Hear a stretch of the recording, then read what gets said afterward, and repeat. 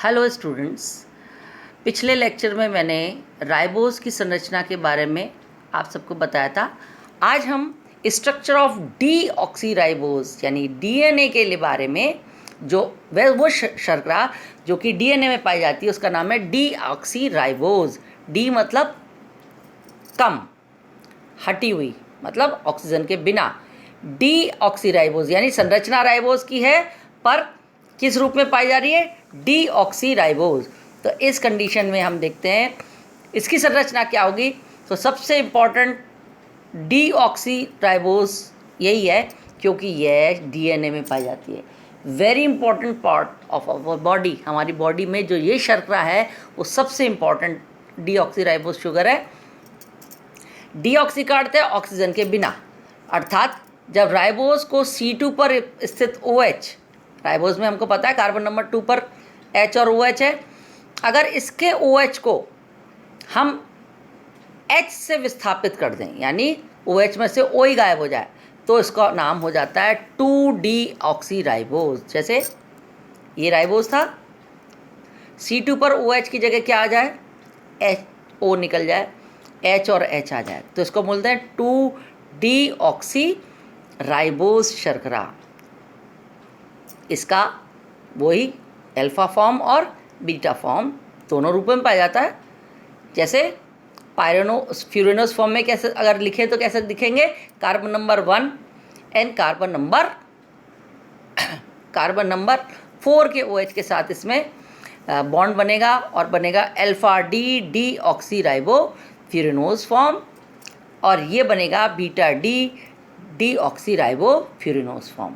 तो deoxyribose फ्यूरेनोस and alpha और beta form, ये दोनों के दोनों फॉर्म जो है वो हमारी बॉडी में पाए जाते हैं और दोनों इम्पॉर्टेंट शर्करा है।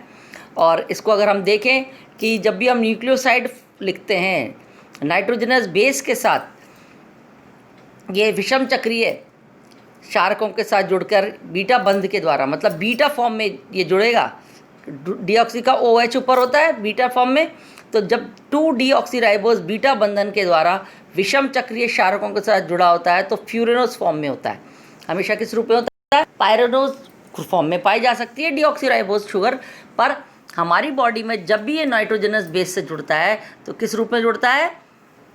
फ्यूरेनोस फॉर्म में, और वो भी बीटा डीऑक्सीराइबो फ्यूरेनोस फॉर्म में। तो अब फॉर एग्जाम्पल थायमीन है, थायमीन का फॉर्मूला ये है, एक बेंजीन न्यूक्लियस में 2 नाइट्रोजन है, कार्बन नंबर 1 पर नंबर 1 पर और नंबर 3 पर, बाकी 2 O डबल बॉन्ड O है और एक 5 नंबर पे CH3। तो इसको बोलते हैं हम विषम चक्रीय क्षार थायमीन।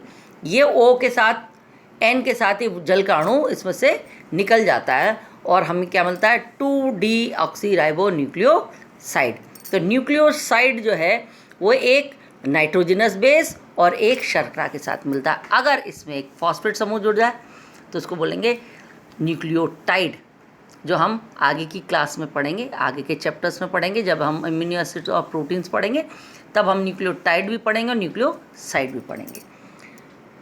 इसके बाद आज इसी क्लास में मैं, चूँकि अभी हमारा मोनोसेक्राइड्स कंप्लीट हो गया, हमने मोनोसेक्राइड में ग्लूकोज की संरचना पढ़ ली, फ्रक्टोज की संरचना पढ़ी। अब आज से हम पढ़ेंगे डाइसेक्राइड्स। डाइसेक्राइड्स किसे कहते हैं?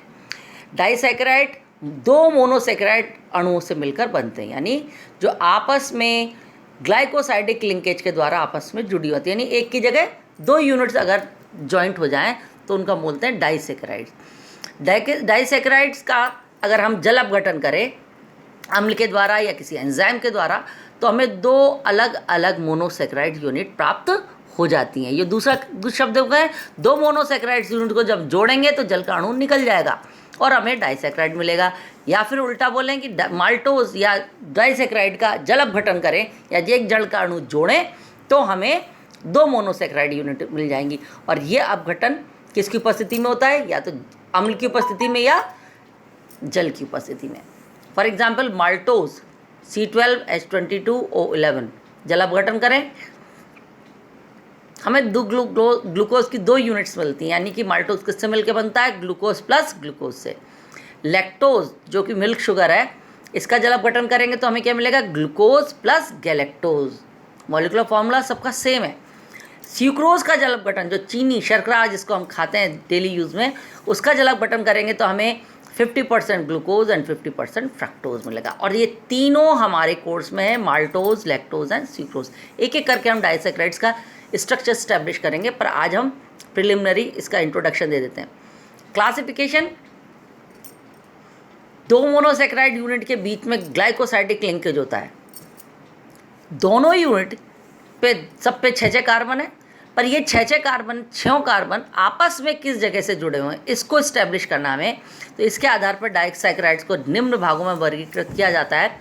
1 यानी एक यूनिट का एक कार्बन नंबर 1 4' ग्लाइकोसाइडिक लिंक में दूसरी यूनिट के चौथे कार्बन से अगर जुड़ता है, एक का एनोमेरिक कार्बन C1 दूसरी मोनोसैकेराइड यूनिट के C कार्बन नंबर 4 पर ऑक्सीजन से बंधित होता है, तो उसको हम बोलते हैं 1,4 glycosidic linkage. For example maltose और लैक्टोज, ये दोनों रिड्यूसिंग होती हैं तथा म्यूटा रोटेशन प्रदर्शित करती हैं। एक बात हमेशा ध्यान दो, अगर रिड्यूसिंग होगी तो इन दोनों यूनिट्स में से कोई ना कोई यूनिट ऐसी होगी जिसमें हेमी एसिटाइल लिंकेज होगा, और वो हेमी एसिटाइल लिंकेज खुल भी सकता है, बंद भी हो सकता है, यानी फ्री एल्डिहाइड समूह भी आ सकता है। और अगर फ्री एल्डिहाइड आता है तो वो अभिक्रिया करेगा फेलिंग बेंडिक टॉलन से, इसलिए वो रिड्यूसिंग होगा और इसीलिए वो अल्फा और बीटा फॉर्म में मिलेगा, इसीलिए वो म्यूटा रोटेशन प्रदर्शित करेगा।